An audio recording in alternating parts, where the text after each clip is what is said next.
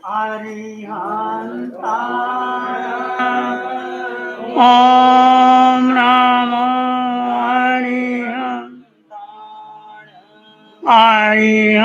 अरिहन्ताय नमो अरिहन्ताय घबराओ न जीवन में जीवन सुख दुख का मेला है घबराओ न दुख से जीवन में जीवन सुख दुख का मेला है शरणा ले लो शरणा ले लो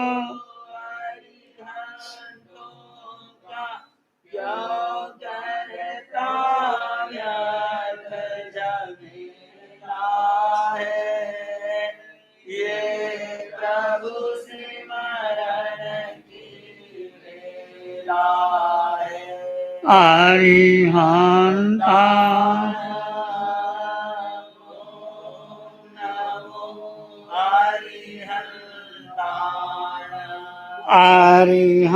अरिहंताण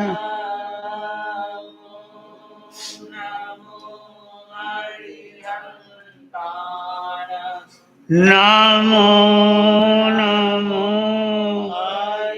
हंताण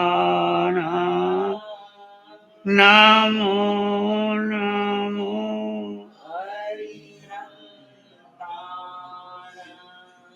अरिहंत परमात्मा महावीर क्षेत्र में विराजमान जिनकी अनंत अनंत करुणा मैत्री ज्ञान और साधना हमारे जीवन में आ रही है उस प्रभु की अनंत करुणा मैत्री ज्ञान साधना को अनंत अनंत नमन प्रार्थना कृतज्ञता के शासनपति भगवान महावीर जिनका धर्म शासन धर्म संघ धर्म तीर्थ में हम सब धर्म का अमृत पान कर रहे हैं उस प्रभु के ज्ञान को प्रभु की साधना को प्रभु की मैत्री को प्रभु की करुणा को अनंत अनंत नमन प्रार्थना कृतज्ञता के चिंतन करो विचार करो यदि हमारे पास अरिहंत परमात्मा की साधना ना होती केवलियों का ज्ञान हमें संबोधित ना करता और हम संसार में आकर के कितने भटके और भटके जाते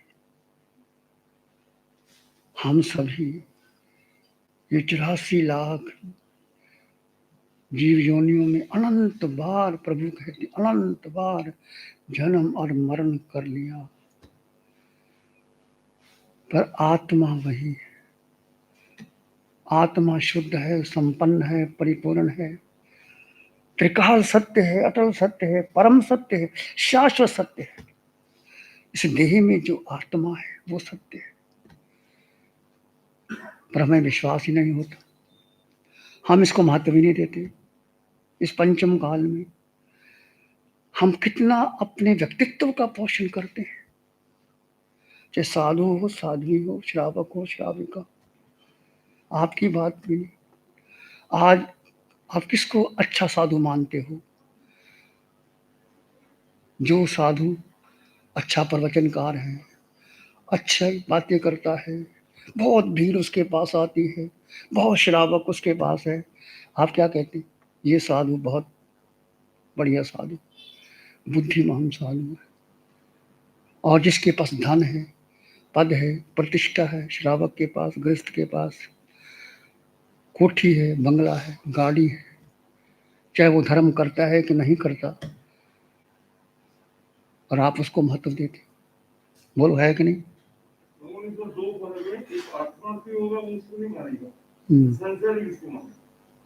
बिल्कुल बिल्कुल पर आत्मार्थी कितने हैं रमेश भाई इस संसार में देखो इस अवध में देख लो अवध सिंगरेला में कितने 500 कितने मकान और कितने लोग रहते हैं और कितना इसको समझते हैं और कितने साधु है साध्वी हैं वो चर्चा करेंगे आत्मा की अच्छा प्रवचन भी कर लेंगे बता भी देंगे, इम्प्रेस भी कर देंगे।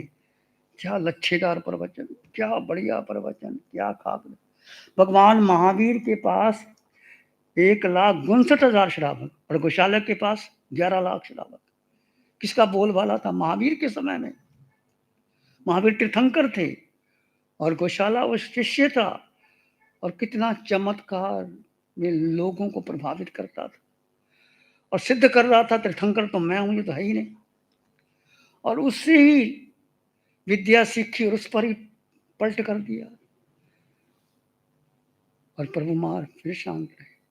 बस मैं एक ही बात कहता हूं आप सभी से कि संसारी मत बनो, आत्मार्थी। आत्मार्थी का अर्थ क्या होता है? किसे कहोगे आप आत्मार्थी? आत्मार्थी जो आत्मा का अर्थ चाहने वाला, जो आत्मा का हित चाहने वाला, जो आत्मा को भव महत्व देने वाला, जो आत्मा के प्रति अटल श्रद्धा, विश्वास, और जहां आत्मा की बात होती है वहां उसका मन डूब जाता है। और आत्मा में रमन कर लेना, ये बहुत बड़ी बात है। इस संसार में पंचम काल में कठिन है। सबसे ऊंचा ध्यान क्या है? जानना नहीं, ध्यान क्या है? केवल ज्ञान तो उच्च कोटि का केवल ज्ञान हो गया भाई। ध्यान क्या? जिसके द्वारा आप कर्मों को क्षय कर सकते हो और आप भी केवल ज्ञान तक पहुंच सकते हो। वो कौन सा ध्यान है? शुक्ल ध्यान। शुक्ल ध्यान कैसे करना? शुक्ल ध्यान कैसे कहते? बोलो बोलो बोलो रमेश भाई बोलो। जीव का जीव में स्थिर हो जाना। पहले तो जीव पर श्रद्धा, अटल विश्वास कि मैं जीवात्मा हूं, कुछ भी हो जाए, कितना संघर्ष आ जाए, कितना रोग आ जाए, कितनी विपत्ति आ जाए, कर्म है कि पुण्य कर्म आता है तो सब सीधे हो जाते हैं, पाप कर्म आता है तो घर के उल्टे हो जाती है। अपना बेटा ही आपके काबू नहीं आता, आपकी पत्नी आपकी सुनती नहीं। जब पाप कर्म का, पुण्य कर्म का हो जाता आगे पीछे फिर। ये तो पुण्य पाप का खेल है। हम पुण्य पाप को बहुत बड़ा मान लेते हैं। आत्मा ना पुण्य ना पाप, आत्मा आत्मा थी है रहेगी। पहली बार यदि आप आत्मार्थी हो, इस देह में जो आत्मा है, निराकार आत्मा, शुद्ध आत्मा, संपन्न आत्मा, अष्ट गुणों से युक्त आत्मा, उसको अपने अंग अंग में, कण कण में, रोए रोए में, खून के कतरे कतरे में बसा। समझ में आ गई बात? कल मैंने आत्मा के 8 गुण कहे थे। प्रतिभा बोलो 8 गुण कौन कौन से? कल बोले थे मैंने। कविता कहा है, कविता बैठी है, बोल। जो नए साधक आए हो, आप तो बोल दोगे, आप बोलो। हाँ ठीक है, शाबाश, आगे।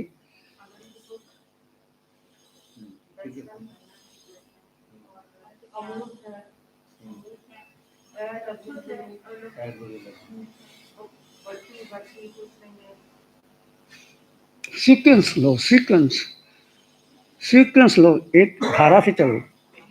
अनंत ज्ञान, अनंत दर्शन। अनंत ज्ञान ही केवल ज्ञान बनेगा। भीतर है ज्ञान, बाहर से केवल ज्ञान नहीं आएगा। तुम्हारी आत्मा में अनंत ज्ञान छुपा पड़ा है। जैसे हीरा जब खदान से निकलते हैं तो कोले जैसा ही लगता है, कोले जैसा बराबर होता है। जौहरी की आंख पहचानती है ये हीरा है, उसको काटते हैं, छेदते हैं, बनाते हैं, वो चमकता हुआ हीरा आ जाता है और लाखों का हीरा हो जाता है, पत्थर जैसा लगता है। ऐसे आत्मा में अनंत ज्ञान भरा हुआ है, अनंत दर्शन भरा हुआ है। अनंत ज्ञान ही केवल ज्ञान बनता है, अनंत दर्शन ही केवल दर्शन बनता है, और अनंत सुख आत्मा में है। मैंने कहा सुख साता में अंतर जानना। साता शरीर की है, सुख आत्मा में। जब आप किसी साधु साध्वी के पास जाते हो तो हाथ जोड़ते हो, महाराज सुख साता है। सुख आत्मा का स्वभाव है, साता शरीर का। तो हम साता को सुख मान लेते हैं, ये भ्रांति हो जाती। साता अलग है, साता शरीर का हिस्सा है और सुख आत्मा की। अनंत सुख और अनंत शक्ति, यही आत्मा एक पल में, एक समय में 26 देवलोक पार करके सिद्ध शिला चली जाती है। यही आत्मा दिवलोकों में चली जाती, जीव दिखाई नहीं देता। यही आत्मा नरक में चली जाती। कितने हो गए? 4। अनंत ज्ञान, अनंत दर्शन, अनंत सुख, अनंत शक्ति। अमूर्तपना का मतलब है निराकार आत्मा। वो उसका आकार नहीं है, वो दिखाई नहीं देती। नो इंद्रिय गिज्जामुत भाव, आत्मा को मन से, बुद्धि से, इंद्रियों से जान नहीं सकते। जैसे जब शरीर से जीव निकलता है या माँ के गर्भ में आता तो दिखाई नहीं देता, माँ को भी पता नहीं चलता कि जीव कब आ गया, कैसे आ गया। तो अमूर्तपना, निराकार और अगुरु लघु, आत्मा का वजन नहीं होता, वजन शरीर का होता। इसको याद रखना, नोट कर लेना, तिजोरी में बंद कर लेना, जैसे हीरे जवाहरात को बंद करके रखते हो। ये आपके 8 गुण हैं, अपने ही गुण हैं। हीरे जवाहरात का, मेरा हीरा, मेरी चूड़ी। किसकी चूड़ी? सोने की चूड़ी। ऐसे ही 8 गुण आपके हैं, तो कोई चिंता करने की जरूरत ही नहीं। जब आपके पास अनंत ज्ञान, अनंत दर्शन, अनंत सुख, अनंत शक्ति, अमूर्त बनाया गुरु लघु क्षायक समकत का मतलब अटल श्रद्धा। जब अटल श्रद्धा आत्मा पर हो जाती है, गला कट जाए तो कट जाए, मैं आत्मा, जिसको शस्त्र काट नहीं सकते, अग्नि जला नहीं सकती, पानी गला नहीं सकता, वायु उड़ा नहीं सकती, ऐसी अटल श्रद्धा। और यही आत्मा सिद्ध शिला, अटल अवगाहना। सिद्ध शिला में जाने पर ना आपका कर्म रहेगा ना काया रहेगी। ये कर्म और काया यहाँ रह जाएगी, ये शरीर, काया नहीं जाएगी सिद्ध शिला में, आत्मा जाएगी। वो निराकार आत्मा, जिसका कोई आकार नहीं, जिसका कोई वजन नहीं, अनंत ज्ञान। वो सुख जब प्रकट होता है, जब ज्ञान प्रकट होता है, आप कहेंगे कि हमारे पास इतना अनंत ज्ञान है, अनंत दर्शन, अनंत, प्रकट क्यों नहीं होता? प्रकट क्यों नहीं होता? कि हमारा अनंत काल का मिथ्यात्व और मोह भरा पड़ा है। जैसे सूरज निकला है, बादल आ जाते हैं तो सूरज का प्रकाश ढक जाता है, कुछ नहीं दिखाई देता। कितना ब्रह्मांड को प्रकाशित करता है, एक छोटी सी बदली आ जाती है। सूर्य ऐसे मिथ्यात्व और मोह का जो बदली आ गई है ऊपर हमारे, और ये भी हमने ही इसको महत्व दिया है। मिथ्यात्व क्या है? कि आत्मा को भूल जाना, इस पिंड शरीर को अपना मान लेना कि मैं शिव मुनि हूँ, मैं माँ हूँ, मैं पिता हूँ, मैं परिवार का हिस्सा हूँ, मेरा बंगला, कोठी, हीरे जवाहरात मेरा है, इसको अपना मान लेना, कर्ता भोक्ता में आ जाना, ये अज्ञान और मिथ्यात्व है। जीव का स्वभाव ज्ञाता दृष्टा, जानो और देखो, कुछ नहीं करना, कहीं जाना नहीं, अपने स्वभाव में रहो तो कर्म कट जाते हैं। बड़ा सीधा मार्ग है, राजमार्ग है, जिन मार्ग राजमार्ग है, परंतु बहुत कम लोग जानते हैं और पहचानते हैं। कोई चमत्कार में लग जाते हैं, कोई माला मंत्र में लग जाते हैं, कोई प्रसिद्धि पाने में लग जाते हैं, कोई पब्लिक इकट्ठा करने में लग जाते हैं, कोई मान्यता मानने में लग जाते हैं और बस उसमें उलझ जाते हैं। ऐसे हमने अनंत काल में अनंत बार ऐसे ही जीवन को गवाया है। ऐसा नहीं कि हम समोसरण में नहीं गए, समोसरण में भी जाया है, भगवान के दर्शन भी कर ले, समोसरण में गए तो परंतु भगवान की वाणी को सुन करके भीतर पचा नहीं पाए, अंतर में समाहित नहीं कर पाए। पर फिर भी समझो हमारा सौभाग्य है कि पंचम काल में हम एक मानव का जीवन मिला, उच्च कुल मिला, परिवार मिला, और भगवान की सब महावीर की वाणी मिली, और महावीर की वाणी के सूत्रों को खोलने वाले अरिहंत परमात्मा सिमंदर स्वामी भगवान की वाणी मिली। और उस वाणी के द्वारा जो आप ध्यान साधना करते हो, या आप जो भी शिविर में आते हो, वो वाणी रिकॉर्ड की हुई है, वो वाणी यूट्यूब में पड़ी हुई है, उसको सुनो, बार बार सुनो। भगवान कहते हैं सुनना कितना महत्वपूर्ण है। सोचा जानाई कल्याण, सोचा जानाई पावन, ओ भी पी जानाई सोचा जंग से अंग तंग समा, सोचा जा, सुनना ही किसकी वजह, सुनने का मतलब नहीं बहुत कुछ सुनते हो आप, टीवी देखते हो, आपने बहुत से ग्रंथ पढ़ते हो, बहुत से लोगों से भाषण सुनते हो, आजकल कितने चैनल खुले गए हैं, कितने संत साधुओं के प्रवचन आ रहे, वो नहीं, सोचा सुनना किसकी, जिन वचन, जिन वैने अनुरक्ता, जिन वैने जे क्रांति भावेनं अमला असंकलिंठा ते होती प्रंत संसार। जिन जिन वचनों पर, जिन वैने अनुरक्त हो जाना, जिन वचन, बस यही सार है जीवन। जिन वैने जे क्रांति भावेनं, जिन वचनों को भावपूर्वक स्वीकार कर ले, जिन वैने अनुरक्ता, जिन जे क्रांति भावेन अमला असंकलिता ते होती, वो मन से संकलेश भाव से दूर हो जाते हैं और संसार को छोटा कर लेते हैं। इसलिए जिन वाणी, हम जैसे हम कई बार बोलते हैं कि माँ जब बच्चा गर्भ में होता है तो माँ कहे बच्चे को कि देख बेटे मैं तेरी माँ शरीर की हूँ, तेरी माँ जिनवाणी है, तेरे पिता अरिहंत परमात्मा है। तो जिन जिन वचन वो आए किससे, परमात्मा से आए, केवल ज्ञानियों की आए, तीर्थंकर भगवंतों की वाणी आई, और 24 तीर्थंकरों की वाणी या कोई तीर्थंकर की वाणी, चाहे वो भरत में है, इरावत में है, महाविद्य में है, तीर्थंकरों की वाणी जो हमें मिली, वो वाणी हमारे लिए क्या है, माँ के तुल्य। जैसे माँ बच्चे का ध्यान रखती है, कैसा भी बच्चा हो, कुचैला हो, मैला हो, कपड़े माँ आंचल में भर लेती है, प्यार करती है, दूध पिलाती है, बच्चा है, छोटा है, कोई बात नहीं। ऐसे माँ का जो रूप होता है, जिन वचनों को, जिन वैने अनुरता जी मैंने जे करंती भावेन, यदि भाव से उनको स्वीकार कर लिया, अमला असंकलिता, जो मल से दूर हो जाते हो, संकलेश से दूर हो जाते हो और भाव सागर को कम कर लेते।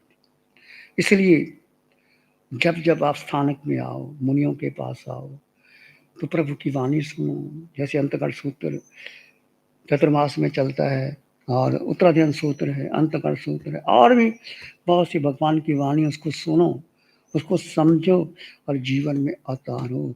तो सुनना, सोचा जाना ही पावकं, सोचा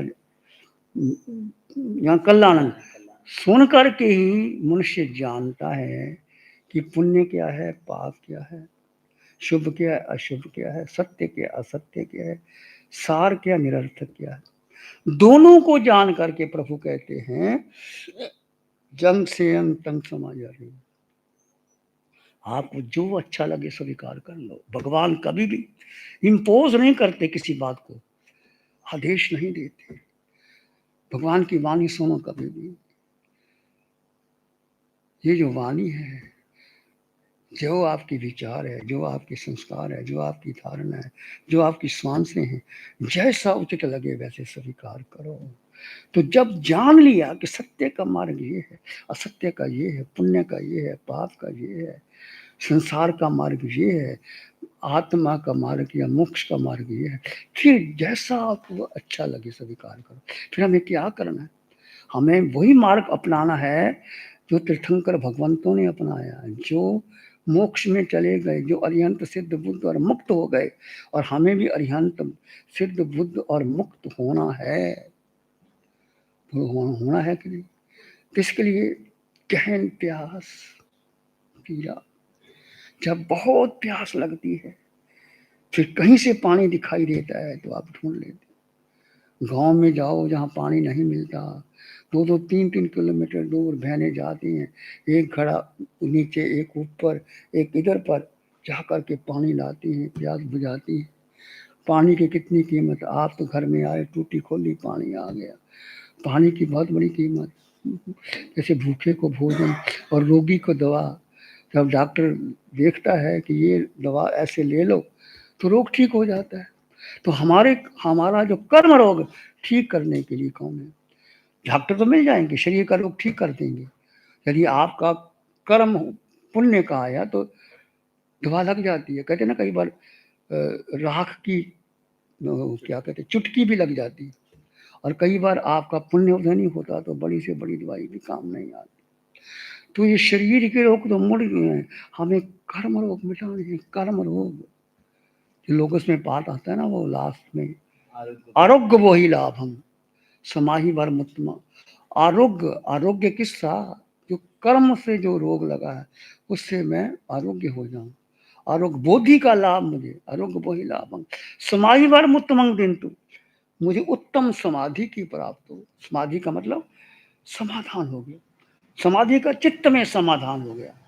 अब मुझे किंतु परंतु मेरा तेरा ऐसा वैसा कुछ नहीं, बस सब समाधान जो है। तीन सिद्धांत याद रखना। एक तो भेद विज्ञान, मैंने कल बोला था, जैन दर्शन भेद विज्ञान को मानता है। तुम अकेले नहीं हो, दो तुम्हारे साथ हैं, एक शरीर एक आत्मा। हम शरीर को तो याद रखते और आत्मा को भूल ही जाते क्योंकि दिखाई नहीं देती। और आत्मा है तो शरीर है, आत्मा नहीं तो शरीर का मूल्य क्या? कुछ भी मूल्य नहीं। दो तत्व साथ में, किसी को देखो, कोई देहधारी पुरुष को देखो, स्त्री को देखो, किसी को देखो, उसमें आत्म तत्व है, तभी तो वे दिखाई देता है, तभी वो चल रहा है, बोल रहा है, सुन रहा है, देख रहा है। तो आत्मा निराकार आत्मा, शुद्ध आत्मा, संपन्न जैन दर्शन भेद विज्ञान। यदि आप भेद विज्ञान के द्वारा कोई भी कार्य करते हैं, उठते बैठते चलते सोते खाते पीते, दो तत्व इसको अलग अलग जानो, अलग अलग मानो, तो आपको कर्मों का बंधन नहीं होता। भेद विज्ञान कर्म सिद्धांत जो आपको मिला अपना किया हुआ कड़ान कम्माना मुख, जो कर्म किया है वो भुगतान देना ही पड़ेगा। बड़े बड़े राजा महाराजा को, भगवान ऋषभदेव को, भगवान महावीर को, भगवान पार्श्वनाथ, कितने भी लोग हैं जो कर्म जैसा बांध लिया उसका भुगतान करना। तीसरा अनेकांतवाद, आग्रह मत करो कि यही ठीक है। कोई व्यक्ति किस दृष्टि से बात कर रहा है उसका सम्मान करो। तो जैन दर्शन तीन सिद्धांत और आत्मा के 8 गुण, एक आत्मा को जान लो, मान लो, स्वीकार कर लो।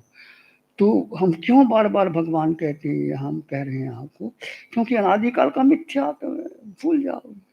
यहाँ तो आपको समझ में आ गई, एक दो दिन घर में जाओगे भूल जाओगे। बोलो याद रखोगे भूल जाओगे? नहीं रहता याद, भूल जाते हो।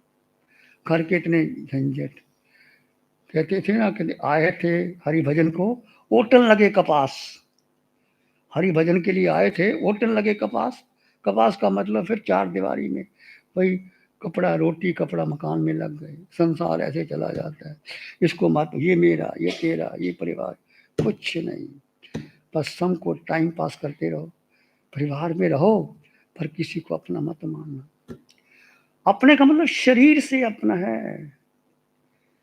माँ बेटे को जन्म देती है, क्या बेटा माँ का है या माँ बेटे की है? संयोग है, कोई पूर्व कर्म का संयोग का माँ के गर्भ में आ गया। और माँ नहीं जानती कि मेरा बेटा वो लड़का है कि लड़की है, उसका कैसा भाग्य है, वो कैसा है, माँ को कुछ पता ही नहीं। ऐसे संसार में है संबंध बना, माता पिता बहन भाई गुरु शिष्य जो भी है, इसको अपना मत मानो। एकत्व भाव, अकेला एकांत बहुत जरूरी है। घर में भी रहो, हमेशा चिपके मत रहो, अपना अलग से कमरा बना लो, एक छोटा सा कमरा। यदि घर में अलग है, एक साधना का कक्ष बना लो और वही खुद ही सफाई करो, खुद ही बैठो, समय करो, ध्यान करो, और वहां बैठ करके शांति से। लोग घर में क्या थिएटर बनाते हैं, कोई नया घर बनाते हैं तो क्या करते हैं, एक बड़ा थिएटर बनाते हैं, स्क्रीन लगते हैं, और उसमें क्या देखते हैं, पिक्चर देखते हैं। जो पिक्चर बाहर देखते हैं वो घर में देखते हैं। ये सब मनोरंजन के साधन है। जितना बड़ा घर होगा, जितना पैसे वाला होगा, वो क्या करेगा घर में, हमें दिखाते हैं महाराज, दो चीजें दिखाते हैं हमें जब घर में जाते हैं ना। हम जो जयपुर में एक जोड़ी के घर में गए, वो मुझे ले गए, महाराज बाथरूम देखो। मैं क्या महाराज बाथरूम देखा? अच्छा बड़ा जौहरी का घर था, बड़ा बड़ा टाइल्स भी लगा करके बनाया था। तो मैंने कहा तो ठीक है, तुम्हारा सामायिक भवन कहाँ है, तुम्हारा ध्यान का कमरा कहाँ है? वो ध्यान का कमरा तो बनाया ही नहीं। बाथरूम दिखाते, फिर क्या कहते हैं जो बड़ा होता ना, एक कमरे में बड़ी स्क्रीन लगा करके, वहाँ लगा करके पीछे वो सेट वेट करके पिक्चर लगाते हैं, देखते हैं। ये सब क्या है? मनोरंजन का साधन है। और जितना मनोरंजन का साधन करोगे, कर्मों का बंधन तो बढ़ता रहेगा। एक कमरा, छोटा सा कमरा बनाओ अपने लिए, वहाँ बैठ करके साधना करो। जब आपको लगे ये घर के झंझट, ये रोटी पानी सब खत्म हो गया, बच्चे स्कूल चले गए, पतिदेव दुकान चले गए, फिर क्या करना घर में? फिर भी क्या करते हैं?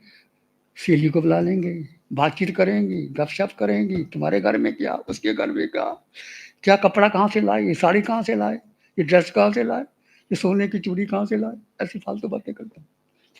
तो कैसे हम समय को बर्बाद करते हैं। वो समय जो आपका एकांत का है, शांति का है, मौन का है, अकेले रहने का है, उस समय सोचो कि सुबह से लेकर शाम तक मैंने कितने कर्म बांधे और कितने कर्मों की नजरा की।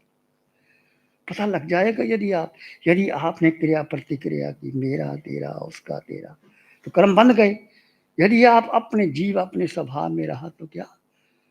कर्मों की निर्जरा। तो खुद के मापदंड बनो। करना क्या है जीवन में, सत्य क्या है, असत्य क्या है। घर में शास्त्र रखो, चाहे 2 पेज ही पढ़ो, चाहे 1 पेज ही पढ़ो, जीवन को महत्व दो। क्या है जीवन का सार? कल हम चर्चा कर रहे थे, पुंडरीक कुंडरीक 2 भाई, और बड़ा भाई पुंडरीक वो तो राज्य ले लिया, और छोटे भाई दीक्षा ले ली। दीक्षा लेने के बाद लंबा समय पाला संयम, पर संयम से अरुचि हो। रति अरति की बात हम कल कह रहे थे। ऐसे में आवी खनन से मुक्के, वो में बुद्धिमान जो रति अरति से दूर रहता है, वो एक क्षण मात्र में, क्षण मात्र का मतलब है इस काल चक्कर, कितना लंबा काल चक्कर है। एक उसरपनी अवसरपनी काल के 12 होते हैं। उस काल चक्कर में कितना समय बीत जाता है। उस काल चक्कर में ये जीवन तो क्षण मात्र का है। कितनी उम्र है? 70 80 90, कितनी उम्र है? भगवान महावीर की उम्र के 72 वर्ष की उम्र थी, और कितने पहले तीर्थंकरों की उम्र कितने मुक्त हो जाता है। तो क्या करना है? रति का मतलब प्रिय का संयोग। प्रिय अच्छा लगता है, कोई आपकी प्रशंसा करता है, बहुत अच्छा लगता है। आपका भोजन प्रिय वो मिल जाता है, अच्छा लगता है। आप बाहर जाते हैं, मित्र बनाते हैं और घूमने जाते हैं, ये क्या है? प्रिय का संयोग। और अति का मतलब जो अप्रिय है उसे द्वेष करते हो। आपको मनपसंद का खाना नहीं मिला तो आपको लगता है ये कुछ नहीं, बेकार है, चलो उठ करके और चलो वहाँ खाना खाओ। रति अरति, जो म्याजी समझता है कि रति रति क्या है, ये मन की कल्पना है, और क्या है? प्रिय अप्रिय क्या है? ये सब मन की कल्पना है। मन जैसा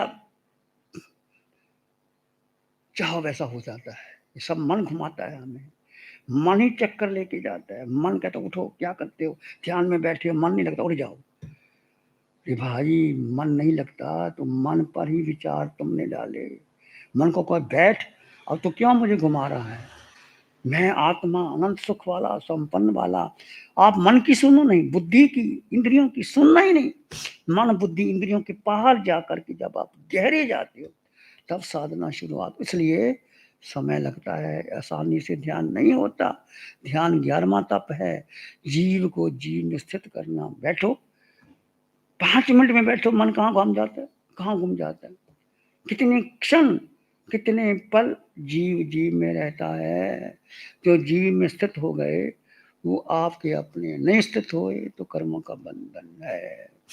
तो रति अरति को छोड़ करके, जो दोनों ही वेदना स्वरूप है, ऐसा तरसत होकर के, क्षण का अर्थ है थोड़ा सा स्थान। आवश्यक है कि सम्यक अलग एकाग्रता, पुनरी कुंडली का दृष्टि इस बात को संकेत करता है कि साधना कितनी लंबी करते हो, ये महत्वपूर्ण नहीं है।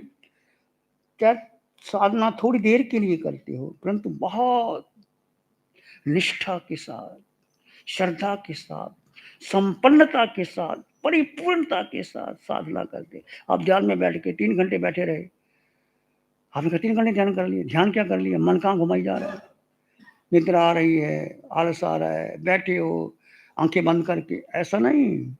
देखो, चेक करो अपने आप को कि मैं 2 घंटे 1 घंटा ध्यान में बैठा हूँ, क्या मन के पार चला गया, बुद्धि के पार चला गया, इंद्रियों के पार चला गया? यदि मन घुमा रहा है तो उठ जाओ, मन की मत सुनो, आलम्बन लो श्वास का, सोहम का, आत्मा के गुणों का चिंतन करो, उठ करके चक्कर लगाओ। ये मन ही घुमाता है, ये मन ही ने हमें बंधन में डाला। मने मनुष्य नाम कारणम बंध मोक्ष, मन ही मोक्ष ले जाता है और मन नरक ले जाता है।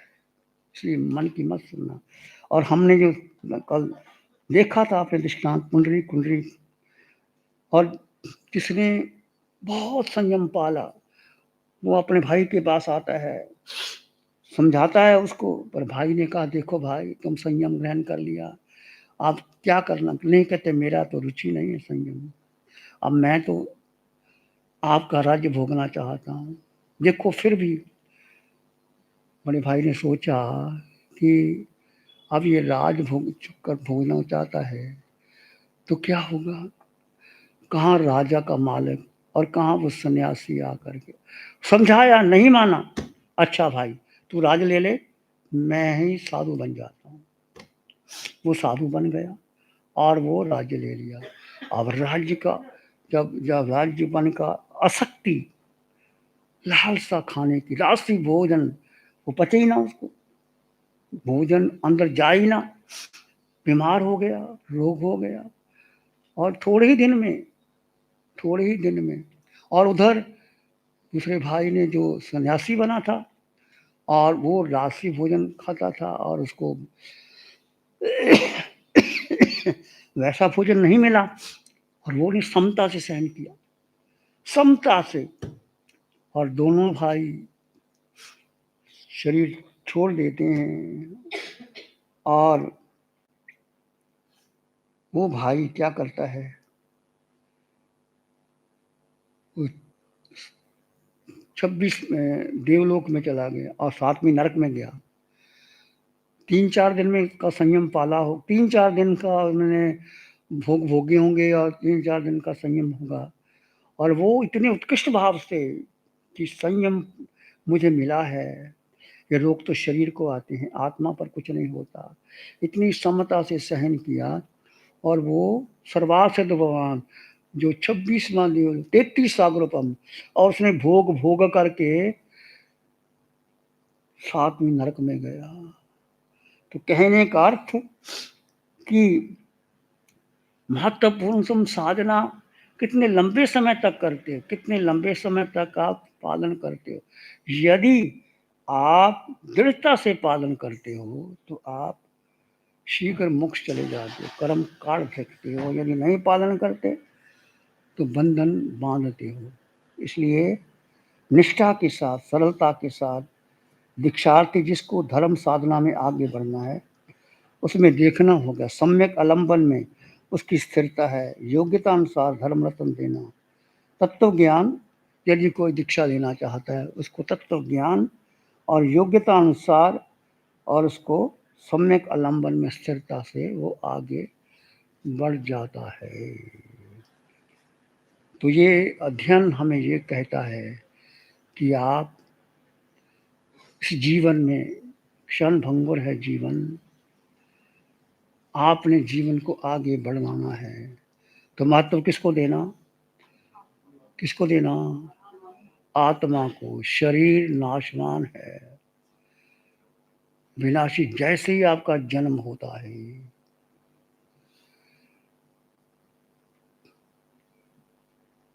होता ही शरीर पर रोग आ जाते हैं। जम दुखम जरा दुखम रोगा या मरणानी जाए और दुखो ही संसार जत की संति जंतु। जन्म का दुख, रोग का दुख, बुढ़ापे का दुख, आदि व्याधि का दुख, संसार में दुख ही दुख। पर फिर भी मनुष्य विषयों से विरक्त नहीं होता। जो इंद्रियों के विषय है, मन बुद्धि में वो चंचल होता रहता है। इसलिए भगवान कहते हैं जरा जीवना पाली जावना, जरा जीवना पाली, जरा जावना पीढ़ी जान, भाई जब तक बुढ़ापा नहीं आता, जब तक इंद्रियां शिथिल नहीं होती, जब तक आदि व्याधि नहीं आती, धर्म का आचरण कर लेना चाहिए। बुढ़ापा सब पर आता है, बचपन, जवानी, बुढ़ापा, और ऐसे ही चला जाता है।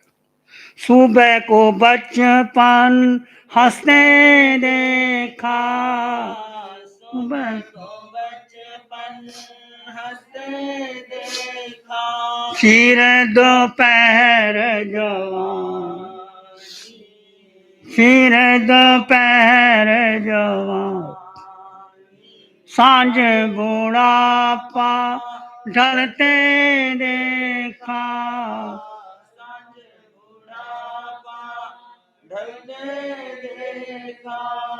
रात को खत्म कहानी, रात को खत्म कहानी, बचपन बेपार वहाँ के जिसमें, बचपन बेपार वहाँ के जिसमें, खेल कूद के में, खेल कूद के में, आई जवानी अंधी होकर, आई जवानी अंधी होकर, पाप की आग में खेले, पाप की आग में, वृद्ध अवस्था थर थर कांपे, वृद्ध अवस्था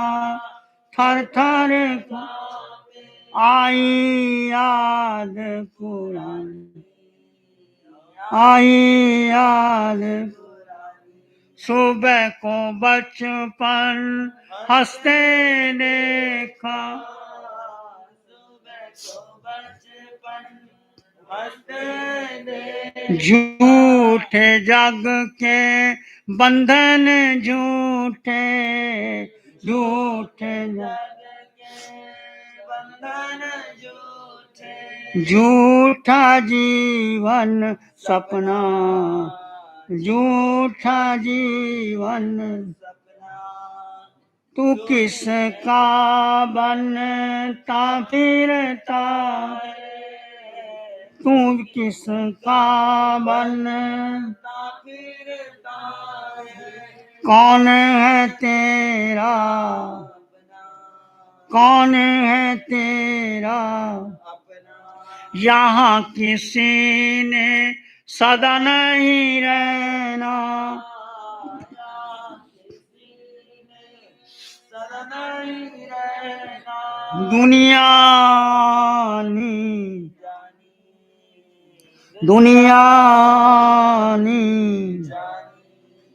सुबह को बचपन हंसते देखा, जीवन में आशाओं के तूने, जीवन में आशाओं के तूने, कितने महल सजाए, कितने महल सजाए, धरा धराया रह जाए जब, धरा धराया रह जाए जब, अंत बुलावा आए, अंत बुलावा आए, टूटा पिंजड़ा छूटा पंछी,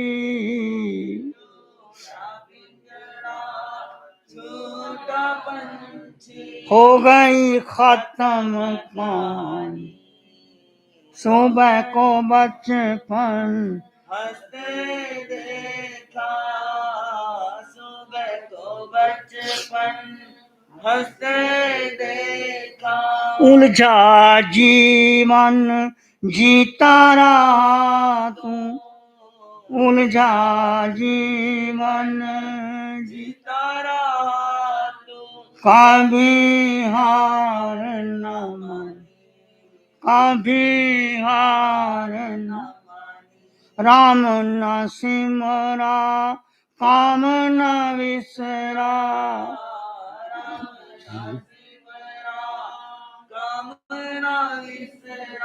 करता गया मन मानी, करता गया मन, समय बदल गया तू ना बदला,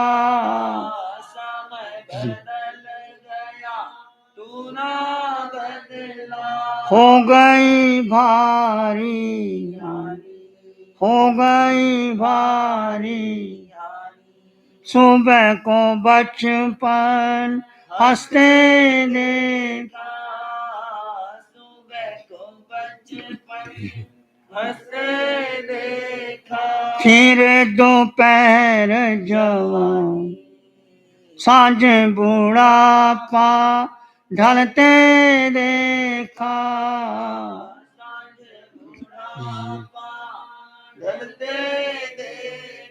रात को खत्म कहानी, रात को खत्म कहानी। ये बचपन, ये जवानी, ये बुढ़ापा किसको आता है? शरीर को आता है, आत्मा को नहीं आता। आत्मा का ना जन्म है, ना मरण है, ना मृत्यु है। आत्मा अजर अमर अविनाशी सत्य चित्त आनंद संपन्न परिपूर्ण, अष्ट गुणों से युक्त आत्मा, किसी गति किसी योनि में गए, आत्मा के वही गुण तुम्हारे पास है। बस इस आकार में निराकार को जानो, सब छोड़ दो, सब झंझट, कोई तुम्हारा नहीं, अकेले रहो, घर में भी अकेले, समय मिल जाए घंटा 2 घंटा अपना एक अलग कमरा बना के रहो और साधना करो, ज्ञान गर्भित वाणी सुनो, जिन वचन सुनो, पता नहीं कब चला जाए, पंचरी उड़ जाए, सब घर के बैठे बैठे रह जाए, कोई किसी का नहीं। और तुम्हारी जो आंख कानों में पहनी हुई है ना सोने की, वो भी उतार करके ले जाएंगे। इतने स्वार्थी लोग हैं, किसको अपना मानते हो? कोई अपना नहीं, एक आत्मा के सिवाय कोई तुम्हारा नहीं, एक आत्मा। किसी को अपना मत मानो, रहो घर में, उसका नाम भी लो, उसके साथ बैठो, पर अंतर से स्वीकार मत करो। एक ढाई माँ होती है, एक माँ होती है, आप जानते हो ना। ढाई माँ बच्चे को खिलाती है, पिलाती है, सुलाती है और माँ से ज्यादा प्यार करती है, पर ढाई माँ कहती है बच्चा मेरा नहीं है, ये बच्चा उसका। घर में कैसे रहो, कैसे रह लो, कमल मत रहे ना, ढाई माँ की तरह।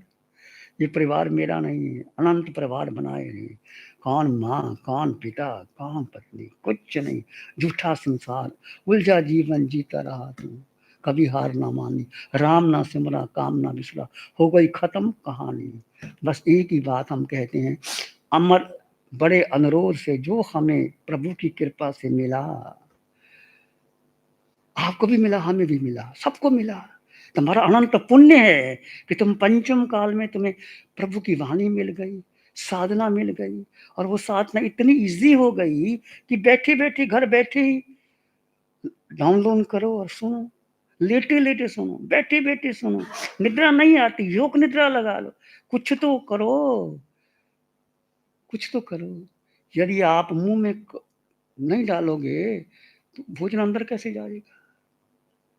इसलिए आत्मा का चिंतन करना, आत्मा में रमन करना, ध्यान करेंगे, आंखें बंद, मन वचन काया शांत, शरीर शांत, विचार शांत, सृष्टि शांत, वातावरण शांत, हर दिशा हर किनारा शांत शांत शांत। सिर के सिरे से पांव की अंगूठी तक अपने भीतर शुद्ध चेतना का सांस कीजिए। एक आकार में निराकार आत्मा, शुद्ध आत्मा, संपन्न आत्मा, परिपूर्ण आत्मा, वो तुम हो। इस देह में, देह पुरुष का है, स्त्री का है, बाल का है, वृद्ध का है, काला है या गोरा है, ये महत्वपूर्ण नहीं है। अनंत देह बदल गए, अनंत गति बदल गई, योनि बदल गए, 4 गति 84 लाख जीवा योनि में हमने भ्रमण कर लिया। पर अभी हमें ये जो जीव शरीर के भीतर है, एक कैद है, इसको मुक्त करके सिद्धालय में लेके जाना है। एक लक्ष्य कि मैं आत्मा हूं, मेरा घर सिद्धालय है, मुझे निश्चित निश्चित सिद्धालय जाना। अटल विश्वास, अटल श्रद्धा जीवन में अंगीकार कर।